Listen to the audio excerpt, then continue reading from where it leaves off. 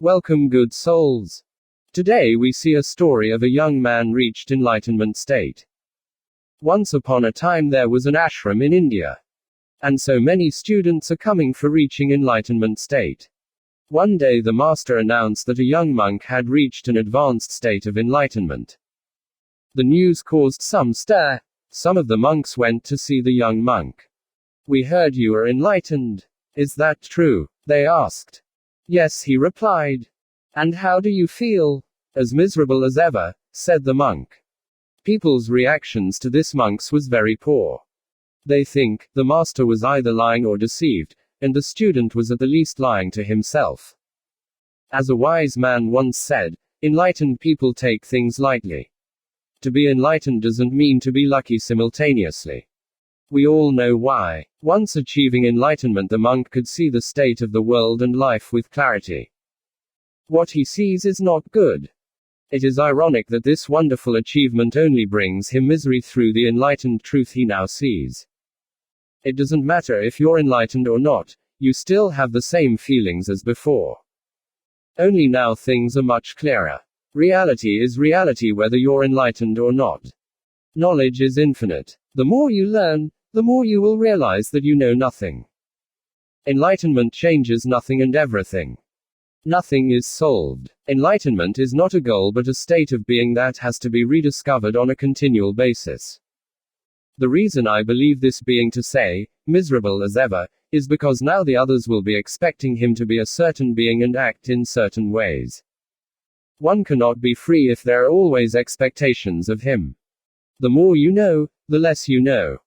After enlightenment, the young monk finally understands the world, how it works, and all of its component parts. Now this feat is a large one that many do not achieve. The reason the monk is now more miserable is that he feels the situation that he now is enlightened upon is a helpless one.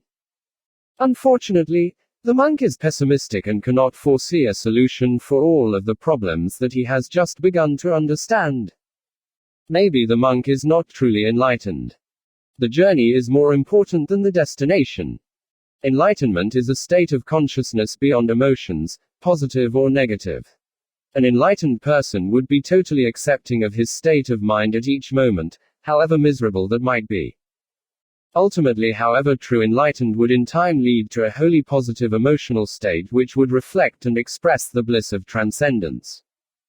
If enlightenment is the state of seeing things as they truly are, then it isn't necessarily going to make you happy. We have no valid way of predicting how we shall feel once enlightenment is attained, although we all have presumptions and curiosity. The reality may be wonderful yet different from our assumptions. When a person is enlightened, they discover that they still know so much less than ever they did. For monks to become enlightened don't require to change feelings. I think that the young monk told his peers that he was as miserable as ever so that they would not envy him or his enlightenment. If they were to envy him, then it would hinder their own development, because in order to reach this higher consciousness one is supposed to have let go of any desires. To want this enlightenment so much would just add on another want. Many people believe that with enlightenment comes peace, power and a sense of knowing, but with each stage of enlightenment we must still chop wood and carry water. I used to be different, now I'm the same.